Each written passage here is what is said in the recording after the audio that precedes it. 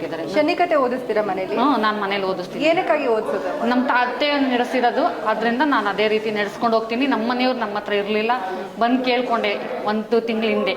ಬಂದೇ ಬರ್ತಾರೆ ಹೋಗು, ನನ್ನ ಭಗವಂತನ ಕತೆ ಓದಿಸೋಷ್ಟೊಳಗೆ ಹಂಗೆ ಬಂದರು. ಹೋದ್ವಾರ ನಾನು ಅದೇ ರೀತಿ ಮಾಡ್ತೀನಿ. ನನ್ನ ಕಷ್ಟ ಎಲ್ಲ ಇಲ್ಲಿ ತುಂಬಾ ಬಗೆಹರಿದು. ಇಲ್ಲಿ ದಾನಗಳನ್ನ ಕೊಡ್ತಾ ಇದ್ರು, ಅಂದ್ರೆ ನವಧಾನ್ಯಗಳನ್ನ ದಾನವಾಗಿ ಕೊಡ್ತಾ ಇದ್ರು. ಯಾಕಾಗಿ ಕೊಡ್ತಾರೆ? ಇಲ್ಲಿ ವಿಶೇಷ ಏನಂತಂದ್ರೆ, ಸ್ವಾಮಿ ಕಥೆನ ಕೆಲವೊಬ್ರು ಮನೆಯಲ್ಲಿ ಮಾಡಿಸ್ಲಿಕ್ಕೆ ಆಗಲ್ಲ ಅಂತ ಆ ಥರದ ಇರ್ತಕ್ಕಂಥವ್ರು ಈ ಸ್ವಾಮಿ ಕ್ಷೇತ್ರದಲ್ಲಿ ದಾನಗಳನ್ನ ಕೊಡ್ತಕ್ಕಂಥ ಒಂದು ಪದ್ಧತಿ ಇದೆ. ಇದು ಹಿಂದಿನಿಂದನೂ ನಡ್ಕೊಂಡು ಬಂದಿರ್ತಕ್ಕಂಥ. ಇಲ್ಲಿ ನಮ್ಮ ಅತ್ತೆಯ ಕಾಲದಿಂದನೂ ಬರ್ತಿದ್ದಾರೆ. ನಾನು ಇಲ್ಲಿಗೆ ಬಂದು 35 ವರ್ಷ ಆಯಿತು.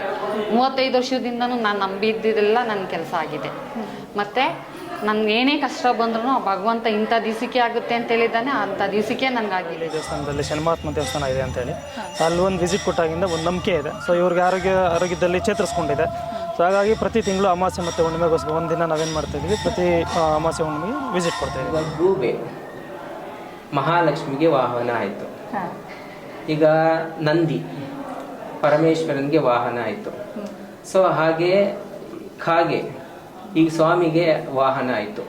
ಈಗ ಕೆಲವೊಬ್ರು ಹೇಳ್ತಾರೆ ಸ್ವಾಮಿ ಕೆಟ್ಟವನು, ಅವನೆಲ್ಲರಿಗೂ ಕೂಡ ಶಿಕ್ಷೆ ಕೊಡ್ತಾನೆ ಅಂತ ಹೇಳ್ತಾರೆ. ಸ್ವಾಮಿ ದೇವಸ್ಥಾನಕ್ಕೆ ಹೋದ್ರೆ ಕೆಲವೊಬ್ರು ಭಯ ಪಡ್ತಾರೆ. ಕರ್ಮ ಫಲ, ನಮ್ಮಲ್ಲಿ ನಾವೇನ್ ಕರ್ಮ ಮಾಡ್ತೀವೋ ಅದಕ್ಕೆ ತಕ್ಕಂತ ಫಲಗಳನ್ನ ಕೊಡ್ತಕ್ಕಂಥನು ಸ್ವಾಮಿ. ಬರೀ ನಿಮ್ಮ ಆತ್ಮದಲ್ಲಿ ಒಂದು ಗಂಧದ ಕಡ್ಡಿನೂ ಬರಬೇಡಿ, ನಿಮ್ಮ ಆತ್ಮದಲ್ಲಿ ಭಕ್ತಿ ಹೊಂದೈತಿ ಸಾಕು ಅಷ್ಟೇ ಅಂತಾನೆ ಹೇಳಿರೋದು. ಅದೇ ರೀತಿ ನಮ್ಮನ್ನು ಕಾಪಾಡಿ. ನನ್ನ ಕತೆ ಓದಿಸ್ರಲ್ಲಿ ನಿಮ್ಗೆ ಕಳ್ಸ್ಕೊಡ್ತೀನಿ, ನೀನೇನು ಯೋಚನೆ ಮಾಡಬೇಡ ಅಂತ ಹೇಳಿದ್ರು ಅದೇ ರೀತಿಯಾಗಿದೆ. ನಾನು ತುಂಬಾನೇ ಕಷ್ಟ ಇದೆ. ನಾನು 1998ರಲ್ಲಿ 5 ಲಕ್ಷ ಸಾಲದಲ್ಲಿದ್ದೆ. ಅದೆಲ್ಲ ಸೇರ್ಪಡೆ ಮಾಡಿ ತುಂಬಾನೇ ನನಗೆ ಸಂಕಟದಲ್ಲಿದ್ದವಳನ್ನ ತಂದು ಇವತ್ತು ಅನ್ನ ಬಟ್ಟೆಗೆ ನೇರ ಮಾಡಿ 7.5 ವರ್ಷ ಸ್ವಾಮಿ ನಮ್ಮನ್ನ ಕಾಡ್ದಾಗ ಕೊನೆಯಲ್ಲಿ ಅವನು ಬಿಟ್ಟು ಹೋಗ್ಬೇಕಾದ್ರೆ ಕೊನೆಯ 6 ತಿಂಗಳ ನಂತರ ನಮ್ಗೆ ಸಾಕಷ್ಟು ಫಲಗಳನ್ನ ಅವನು ಕೊಡ್ತಾನೆ. ಅಂದ್ರೆ ಅವನು ನ್ಯಾಯ ದೇವತೆ ಆಗಿರೋದ್ರಿಂದ ಸಾಕಷ್ಟು ನಮ್ಮನ್ನ ಪರೀಕ್ಷೆ ಮಾಡ್ತಾನೆ. ಹಾಗೆ ಈ ಕ್ಷೇತ್ರದಲ್ಲಿ ಯಾರಿಗೆ ಸಾಡೆ ಸಾತಿ ನಡೀತಾ ಇರ್ತಕ್ಕಂಥದ್ದು ಇರುತ್ತೋ ಅಂತಹ ವ್ಯಕ್ತಿಗಳು ಈ ಕ್ಷೇತ್ರದಲ್ಲಿ ಬಂದ್ಬಿಟ್ಟು ಅವರ ಕೈಯಾರನೆ ಎಳ್ಳೆಣ್ಣೆ ಅಭಿಷೇಕವನ್ನ ಮಾಡಬಹುದು. ಸ್ವಾಮಿಗೆ ಅಭಿಷೇಕ ಮಾಡೋದ್ರಿಂದ ಸಾಕಷ್ಟು ಫಲಗಳು ಅವರಲ್ಲಿ ಸಿಗ್ತಾ ಬರುತ್ತೆ. ನಾವು ಆವಾಗ ಏನೂ ಇರಲಿಲ್ಲ ನಮಗೆ. ನಾವೇ ನಮ್ಮ ತಂದೆ ವಾಪಸ್ ಕಳಿಸ್ಬಿಟ್ಟಿದ್ರು. ನಾವು 86ರಲ್ಲಿ ಹೋಟ್ಲು ಮಡಿಕೊಂಡು ಈ ಜವ್ರು ನಂಬ್ಕೊಂಡು ಒಂದು 3 ಮದುವೆ ಮಾಡಿದೆ, 2 ಮನೆ ಕಟ್ತೆ, ಒಂದು ಮನೆ ಕಟ್ತೆ, ಒಂದು ಸೈಡ್ ತಗೊಂಡೆ.